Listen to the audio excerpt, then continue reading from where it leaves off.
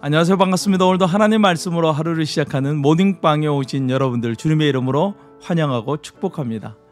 이 땅에서 살아가는 우리의 삶의 여정 중에 우리는 사망의 음침한 골짜기와 같은 어려움을 당할 때가 있습니다. 눈앞이 캄캄하고 아무것도 의지할 수 없는 외로움을 겪을 때가 있죠. 친구도 없고 태어난 것마저도 후회스러운 순간이 우리에게 찾아옵니다. 그런데 여러분, 그런 우리의 고통을 직접 겪으신 분이 계세요. 그분이 누구이십니까? 우리 주 예수님이십니다. 오늘 우리가 묵상할 하나님 말씀은 시편 88편 1절에서 18절 말씀입니다. 시편 88편을 가리켜서 루터는 영혼의 겨울 풍경이다 라고 말했어요. 우리의 영혼이 한겨울을 만난 것처럼 꽁꽁 얼어붙어 버린 것 같은 때, 그런 때를 시편 88편은 담고 있다는 것이죠. 초대교회에서는 이 시편 88편을 고난주간에 묵상했다고 합니다.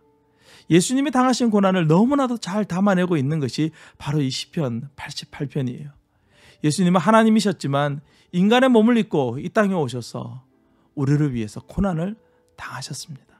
겟세마네 동산에서 땀이 핏방울이 변할 정도로 간절한 기도를 드리고 있을 때 예수님은 자기 제자였던 가룟 유다에게 배신을 당하지요. 예수님은 제자들에게 너희는 나의 친구라고까지 말씀하셨는데 그 친구에게 배신을 당한 거예요. 예수님이 기도하고 있을 때 가룟 유다는 군사들을 이끌고 예수님을 잡으러 왔습니다. 한밤중에 붙잡힌 예수님에게 그들은 이미 사형이라는 최종 결론을 내어놓고 신문을 합니다. 예수님을 따랐던 모든 제자들도 예수님을 버리고 도망쳐 버렸어요. 예수님은 철저히 홀로 그 모든 고난을 감내해 내셔야만 했던 것이에요. 예수님에게 기다리고 있는 것은 오늘 본문 6절에 나오는 것처럼 기쁜 웅덩이와 어둡고 음침한 곳, 바로 무덤이 기다리고 있었던 것이죠. 십자가 위에서 예수님은 하나님께로부터도 버림을 받으시고 외면을 당하십니다. 이 모든 고난은 바로 우리를 위한 것이었어요. 우리를 살리기 위해서 고난을 받으셨고 우리를 위로하시기 위해서 고난을 당하신 것입니다. 우리 인생에 찾아오는 가장 큰 절망을 위로받고 해결받는 길은 오직 예수 그리스도밖에 없는 거예요. 그래서 예수님은 자신을 가리켜서 내가 곧 길이요 진리요 생명이라고 말씀하셨던 것이죠. 우리가 시편 88편을 묵상하면서 시인은 이러한 절망 속에서도 기도의 끈을 놓지 않고 있다는 것을 보게 됩니다. 사랑하는 여러분, 기도는 우리를 살리는 생명줄과도 같아요.